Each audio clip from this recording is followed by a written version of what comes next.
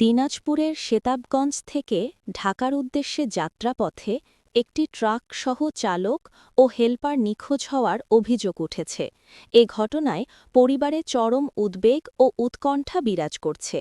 পরিবার সূত্রে জানা যায়, গত বুধবার ১৪ জানুয়ারি ২০২৬ তারিখে দিনাজপুর জেলার সেতাবগঞ্জ থেকে চালের ভাড়া নিয়ে ঢাকা মেট্রো ট ১২১৯৯১ নম্বরের একটি ট্রাক ঢাকার উদ্দেশ্যে রওনা দেয়।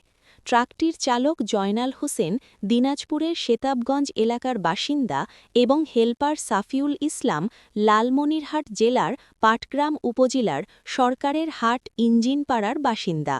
ঢাকার আশুলিয়ায় মালামাল নামানোর সময় পর্যন্ত হেলপার সাফিউল ইসলামের সঙ্গে পরিবারের মুঠোফোনে যোগাযোগ ছিল, তবে মালামাল নামানোর পর ফেরার পথে আশুলিয়া এলাকা পর্যন্ত শেষবার যোগাযোগের পর থেকে ট্রাক চালক ও হেলপারের মোবাইল ফোন বন্ধ পাওয়া যাচ্ছে।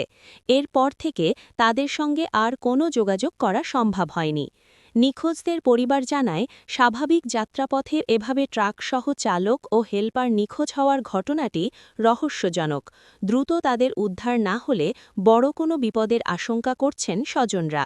জানা গেছে, এ ঘটনায় দিনাজপুরের সেতাবগঞ্জ থানায় একটি সাধারণ ডায়েরি জিডি করা হয়েছে। পুলিশ নিখোঁজ ট্রাক ও চালক হেলপারকে উদ্ধারের তদন্ত কার্যক্রম শুরু করেছে। নিখোঁজদের সন্ধান পেতে যে কেউ তথ্য জানলে নিকটস্থ থানায় অথবা স্ক্রিনে দেওয়া নাম্বারে যোগাযোগ করার অনুরোধ জানিয়েছে পরিবার।